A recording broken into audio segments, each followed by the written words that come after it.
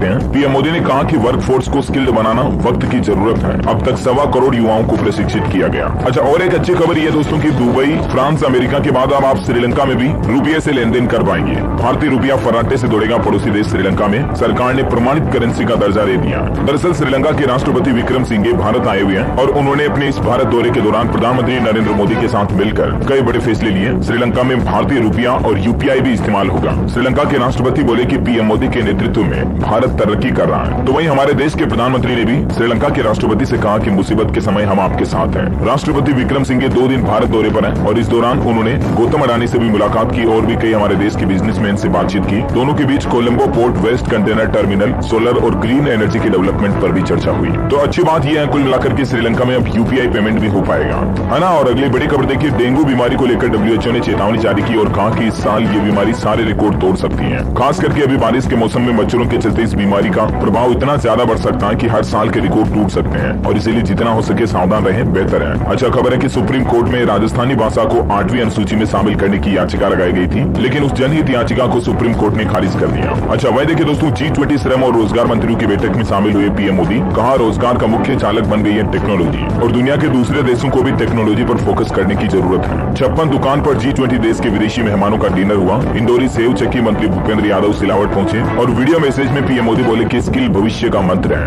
MP के इंदौर में ये G20 समिट के तीसरे दिन कुछ यूं क्षण रहे। अच्छा गोफर्स्ट कंपनी के ग्राहकों के लिए अच्छी खबर है, एयरलाइंस को उड़ान शुरू करने की सशर्त अनुमति दे दी है। विमानन नियामक की तरफ से कहा गया कि गोफर्स्ट कंपनी अपने 15 विमानों और 114 दैनिक उड़ानों के साथ अपना संचालन फिर से शुरू कर सकती है। बड़ी खबर देखिए, आपदा में अगर किसान भाई लोगों की फसल बेकार हुई तो अब उन्हें ज्यादा मुआवजा मिलेगा। केंद्र सरकार की तरफ से नियमों में बदलाव किया गया और अब ऐसे में किसानों को कितना लाभ होगा तो देखिए जरा। एक तो सरकार ने असिंचित क्षेत्र में मुआवजा राशि को 6,800 से बढ़ाकर 8,500 रूपये प्रति हेक्टेयर कर दिया है और इसके अलावा सिंचित क्षेत्र में मुआवजा राशि को 13,500 से बढ़ाकर 17,000 रूपये प्रति हेक्टेयर कर दिया है। अच्छा इसके अलावा भी किसान भाई लोगों के हित में केंद्र सरकार ने कुछ और फैसले लिए और इन नियमों में बदलाव किया, जिनकी जानकारी आप स्क्रीन पर थोड़ा सा वीडियो को पॉज करके देख सकते हैं, क्योंकि अभी मैं एक को बोलूंगा तो बहुत ज्यादा समय लग जाएगा ना। चलिए फिलहाल देखिए आप अगली बड़ी खबर। हमारे देश की ट्राई यानी कि telecom regulatory authority of India ने भी आर्टिफिशियल इंटेलिजेंस यानी एआई को रेगुलेट करने की सिफारिश की और कहा कि एआई का प्रभाव टेलीकॉम तक ही सीमित नहीं है। यहाँ तक कि ट्राई ने तो एआईडीएआई के गठन का सुझाव भी दिया भारत सरकार को,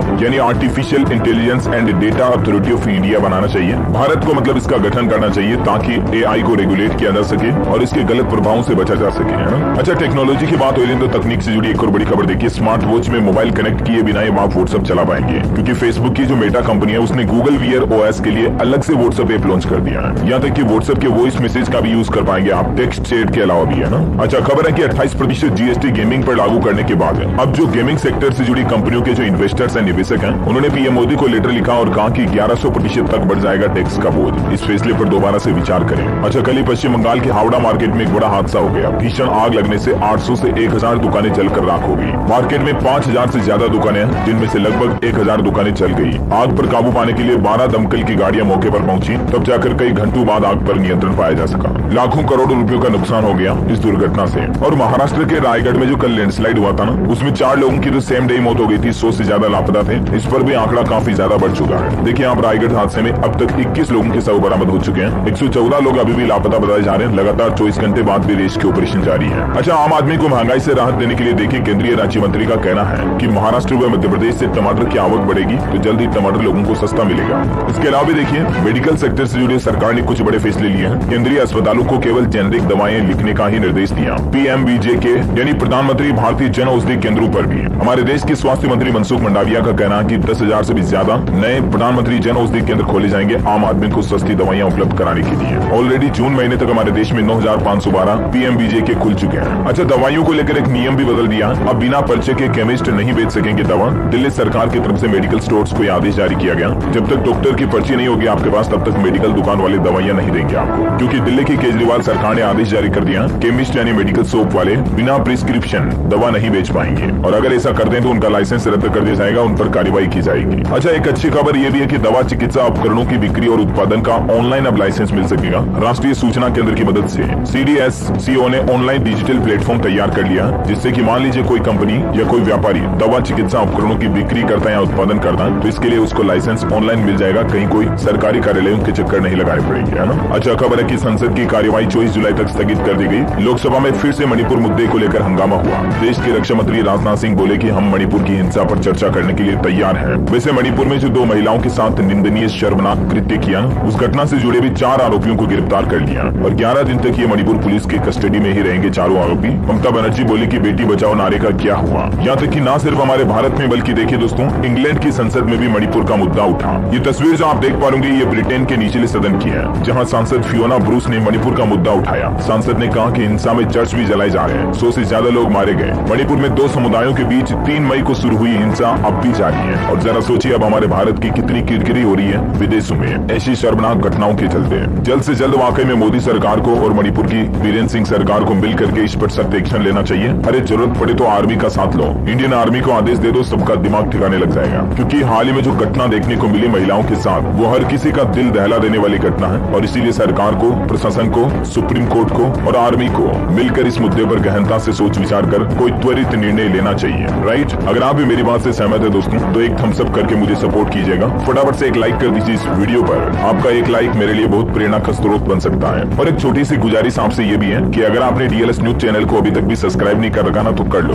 क्योंकि इस चैनल पर आपको देश के रोजाना के मुख्य समाचार और बड़ी खबरें एक साथ मिल जाते हैं। ठीक है ना, चलिए टाइम वेस्ट मैं आपका बिल्कुल नहीं करूंगा और सीधे ले चलता हूँ आपको अगली खबरों की तरफ। देखिए आप बॉलीवुड से खबर आ रही दोस्तों की पीएम मोदी का रोल कर सकते हैं बॉलीवुड के बादशाह अमिताभ बच्चन। दरअसल बॉलीवुड की प्रोड्यूसर प्रेरणा अरोड़ा जो है ना, वो पीएम मोदी की बायोपिक बनाने का प्लान कर रही है, तो उसमें अमिताभ बच्चन आपको मोदी का रोल करते नजर आ सकते हैं। अच्छा, बड़ी खबर देखिए, राजस्थान में पेपर लीक करने वालों को होगी उम्र कैद। मिनिमम इनकम गारंटी वाला पहला राज्य बन चुका है राजस्थान राज्य। हर साल 15% बढ़ेगी सामाजिक सुरक्षा पेंशन भी। इन सभी मुद्दों को लेकर राजस्थान सरकार ने विधानसभा में विधेयक भी पारित कर दिए हैं। अच्छा, बड़ी खबर है, दिल्ली के मुख्यमंत्री अरविंद केजरीवाल ने भी बड़ी घोषणा कर दी है। अब आंगनबाड़ी कार्यकर्ताओं को प्रशिक्षण के लिए विदेश में भेजा जाएगा टीचर्स की तरह। अच्छा, भारतवासियों के लिए एक और अच्छी खबर है, भारत से ही जल्दी आप भगवान शिव शंकर भोलेनाथ से जुड़े कैलाश पर्वत के दर्शन कर पाएंगे। सितंबर में सरकार की तरफ से नया रूट खोल दिया जाएगा। 1 महीने पहले उत्तराखंड में सरकार को एक नया व्यू पॉइंट मिला था इसका। बाकी इससे पहले इसके दर्शन करने के लिए चाइना जाना पड़ता था, लेकिन अब आपको चीन के तिब्बत में मौजूद कैलाश पर्वत के दर्शन भारत से ही करने का मौका मिलेगा, है ना। और वहीं देखिए, सीमा हैदर मामले से जुड़ी बड़ी खबर आ रही। सीमा हैदर ने राष्ट्रपति को दया याचिका भेजी और मीडिया से कहा कि मैं जेल में जिंदगी गुजार लूंगी, लेकिन पाकिस्तान तो फिर से कभी नहीं जाऊंगी। सचिन ही मेरी जिंदगी है। एटीएस की 2 दिन की पूछताछ के बाद सीमा हैदर को कल रिहा कर दिया गया। सीमा और सचिन दोनों वापस अपने घर आ गए और इस दौरान मीडिया कर्मियों ने जब उनसे बातचीत की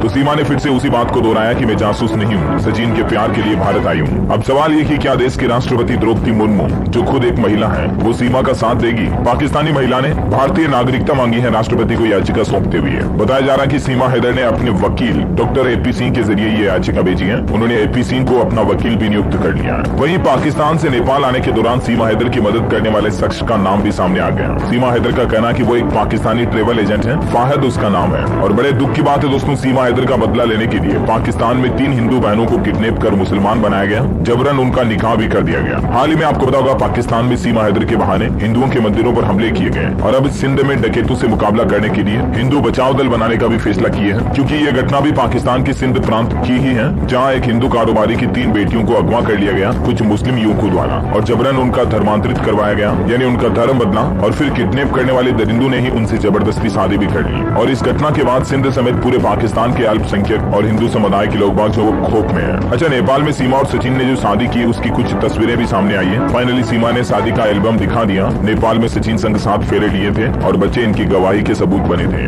बारातियों के रूप में। ये कुछ तस्वीरें आप देख सकते हैं, दोनों एक दूसरे को वरमाला डालते हुए और यहाँ तक कि सचिन के पैर छू रही सीमा। भारतीय संस्कृति के मुताबिक पाकिस्तान जाने के सवाल पर सीमा का फिर से यही कहना कि मैं नहीं जाऊंगी, मेरी अर्थी ही जाएगी, क्योंकि पाकिस्तान में कोई कानून नहीं है। सीमा हैदर का कहना कि अगर मैं वहाँ गई तो मुझे मार देंगे। तो वहीं दोस्तों, एसडीएम ज्योति मौर्य मामले पर भी खबर आ रही है कि ज्योति मौर्य की जेठानी सुप्रा मौर्य भी अपने पति से अलग हो गई है। उसने भी अपने पति और परिवार वालों पर यानी ससुराल वालों पर आरोप लगाया कि वो मेरे साथ मारपीट करते हैं, गाली गलौज करते हैं, टॉर्चर करते हैं और इसीलिए अब दोनों देवरानी जेठानियों ने अपने अपने पति को छोड़ दिया। एक तो ज्योति मौर्य जिसका पति आलोक मौर्य है और एक उसकी जेठानी सुप्रा मौर्य जिसका पति विनोद मौर्य है। दोनों ने ससुराल को छोड़ दिया और यहाँ तक कि उसकी जेठानी ने भी अपने पति पर रिपोर्ट दर्ज करा दी, एफआईआर लगा दी। और ज्योति मौर्य से पूछा गया आलोक मौर्य के साथ क्या अब भी वो रहना चाहती है, क्योंकि आलोक मौर्य का कहना कि मैं केवल अपने बच्चों के लिए समझौता करने को तैयार हूँ। तो इस समझौते वाली बात पर भी ज्योति मौर्य का कहना है कि सेल्फ रिस्पेक्ट सभी को प्यारी होती है। उन्होंने कहा कि भले ही आलोक मेरे साथ समझौता करने के लिए तैयार है, लेकिन हर कोई जानता है कि मेरे साथ क्या क्या हुआ है। तो ये मसला चल रहा